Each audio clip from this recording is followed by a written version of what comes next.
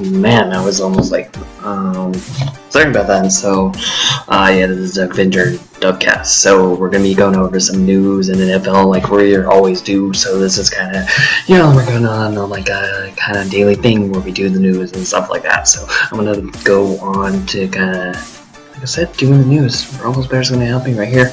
He'll provide some commentary. Not really, but he is pretty cool. Do you realize that I've had this thing since 1997? This thing is older than both my kids combined. Yeah, so you know I have kids, but whatever. That doesn't matter. So we're going to go on to the NFL news. There's some good things going on and some bad things going on. As in real life, like I said before, there's ups and there's downs. So when something gets up, I'll give it up. And when something gets down, I'll give it down. There's plenty of everything today. So, without much further ado, on to the news. We got something to tie into yesterday's episode a little bit. See, right here it says the NFL files motion to dismiss NFLPA's, which is the National Football League Players Association's petition for Zeke. So Zeke is trying to make a petition so that he can be able to not get suspended, and so the NFL is trying to block that petition so that basically they can suspend Ezekiel Elliott, because everybody gets a right to a free trial and everything like that, but the NFL has already basically said that they found him guilty, and they finally got through the appeals, and the appeals went for a couple days, but still Ezekiel Elliott is still trying to fight it. And I don't think anybody would be trying to fight it. He's going to lose a lot of money, he's going to lose thousands and thousands of dollars, and he could possibly hurt his team. Who knows? The team without him could go 0-6 in those games. You don't know. He was a very, very, very big part of the offense last year. He was a very exciting part of the offense, and he was a great fantasy asset, and he was a great player for the Cowboys last year. Lots of people speculate that without Elliott, without Elliott, Dak Prescott will be nothing, that he won't be able to play, and then his completion just will go down, and his quarterback rating will go down. Who knows? Well, you will probably find out, but they're trying to block it right now, so we'll see about this ongoing situation with Zeke. And you can look at my video yesterday to hear a little bit more in depth of what I think about it. And I personally think that Zeke should be suspended. They found out that his girlfriend, there had been a year-long investigation into it, and it's not like the NFL hires like Inspector Gadget or something like that doesn't know how to investigate. They obviously found some evidence on Zeke, and so he should be suspended. Like that's his employers are finding evidence that he did wrong, and they want to suspend him. Like, why can't he be suspended? So, on to the next thing. This is a big one, and the big one for Raiders fans. Janikowski, who of course is the Raiders kicker, known for having big boot and having, at one point, the record of the longest field goal in NFL history. Of course, he kicked it in, I was about to say Mile High Stadium, but, in Denver, where the kicks go farther and the baseballs go farther, and there's rush home runs and everything like that. The ball sliced through the wind, so, of course, he set it there, but it's no small feat to set a record that stood for a long time, because I think Jason Edelman set the record in 1998, and then he set the record in 2010, and then it's since been broken, if I remember right, by the Broncos kicker. Can't come to mind, so I've been trying to think. Oh, Matt Prater, I thought he kicked a 64-yard field goal, but don't quote me on that. So anyway, Janikowski is forced out of the game. They said he looked awful, and this is quoting the article that he looked awful with a back injury this couple days ago at practice. So who knows what's going to happen? They're going to try to find other kickers and try out other kickers, because Janikowski might not make it.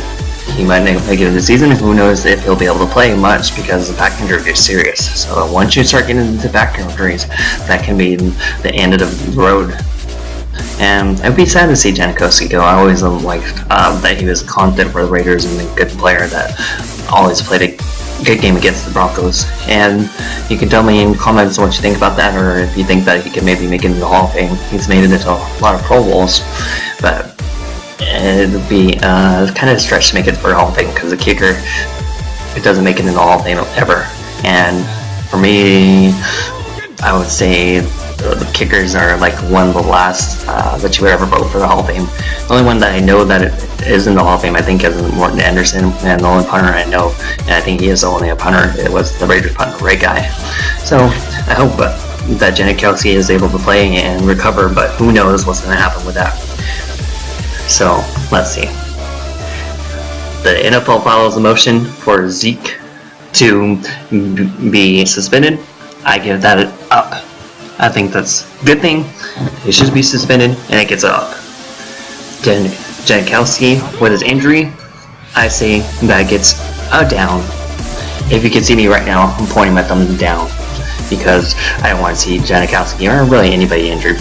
Now, see, the Jags are still going to play in Houston, and they'll be able to still play the game. I think that's going to be up. That's a cool thing that they'll still be able to play the game in Houston. Who knows how many will be able to come. I don't know really like where the stadium is. It's in Houston, and I don't know like how the area is affected around there. I don't know how many people will actually be able to make it. But it's cool that it will still be able to be in the same stadium, even though the Houston tragedy has been going on. So that's up. Philip Rivers makes a crazy vehicle that's super comfortable, like some kind of stretch limo out of an old SUV, is the next thing of news, and basically he transformed an old SUV into what he calls the Rivers Mobile to go from San Diego to LA because he did not want to move to LA. He still wants to commute. That's just whatever. It's whatever story. It's just kind of a fluff story, just like fluff out the day when there's not so much news because the season hasn't started yet. So it's like whatever. I don't like to hear about Philip Rivers anyways. I think he's a crybaby. Dwayne Brown saying that he'll definitely play this year. He's a great tackle. If I remember right, for the Texans, he's holding out for money even though he has 2 years on his contract. It's an up that he says he played, but it's down that he's holding out for contract. Yeah, I think that you should play out your contract and that you should play no matter what because you signed that contract to play. So I think himself gets down. So I think he should be able to play, and I think he should be willing to play, have a passion to play no matter what contract he is on because he signed a contract. Now the next one, this hits home because I'm Broncos fan. Ward said that there was unprofessional timing release. Basically, he says that the Broncos weren't professional when they released him, and that he was not happy how it happened, and he was blindsided, and a lot of his teammates were blindsided. So he was definitely saying that he was not happy about it, and that it was unprofessional. So I would definitely give that down, saying my team was unprofessional. I gave the whole thing a down. I didn't like to see Ward go. I thought there was other players that could release and kept him, but $4.5 million is a lot.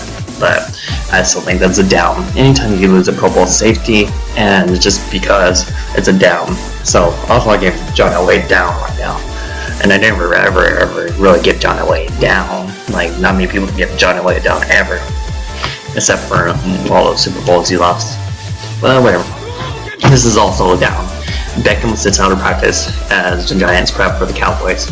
This is definitely down because no one wants to see although Beckham sit out. Although Beckham, he gives a lot on a lot of his plays. I wouldn't say he takes too many plays off, and he even makes like amazing catches when he's falling out of bounds. So it's never good to see a player that is very interesting sit out like that. So I hope he's able to play, and I hope that it goes well for him, but who knows? Like the Giants versus Cowboys, especially the opening game, is always a serious one. And it's a big rivalry, and who knows what could happen. But I'd like to see him play. Injuries.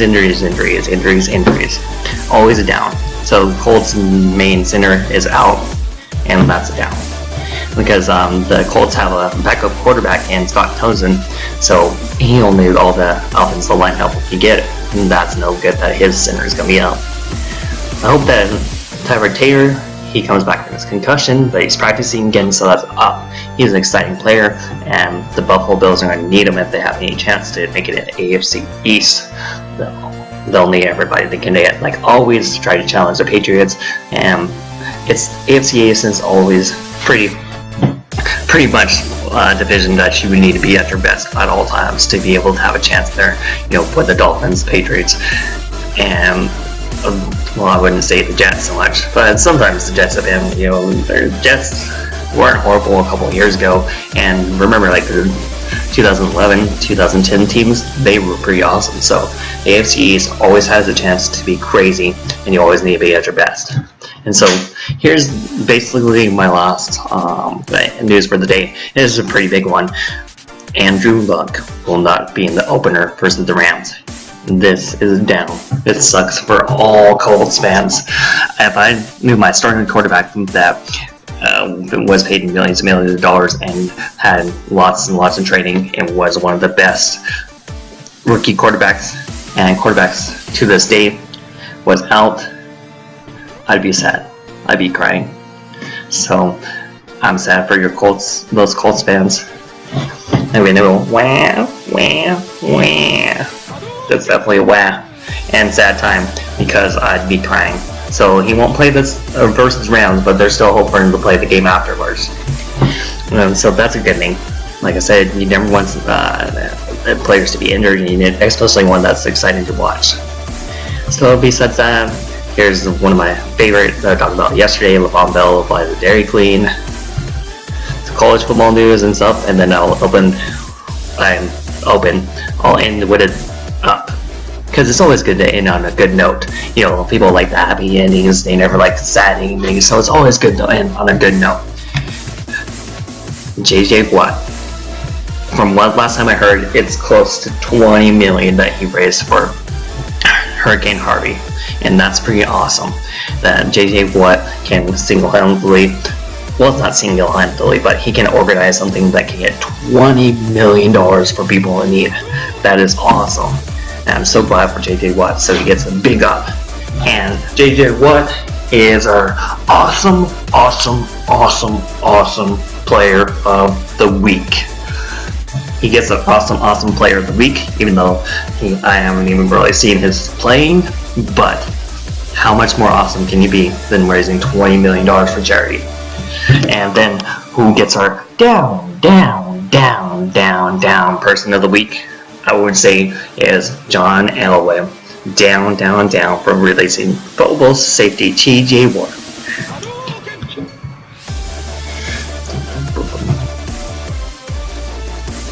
Oh, you guys still here? I thought I ended the video. You know, all the news was done, so this is a pretty gosh dang good piece of pizza though. Did you know 7-Eleven makes pizza? Oh, 7-Eleven makes pizza. It's 7-Eleven. I'm talking good about your pizza. If you want to sponsor this video or sponsor this channel, that'd be awesome. Could sure use the money. And I probably could sure use some speech lessons too. If you want to pay for that, that'd be awesome too. So this has been Duck Avenger, and this has been Broncos Bear. Like I said, 1997 Bear. Like, subscribe, and I'll talk to you later.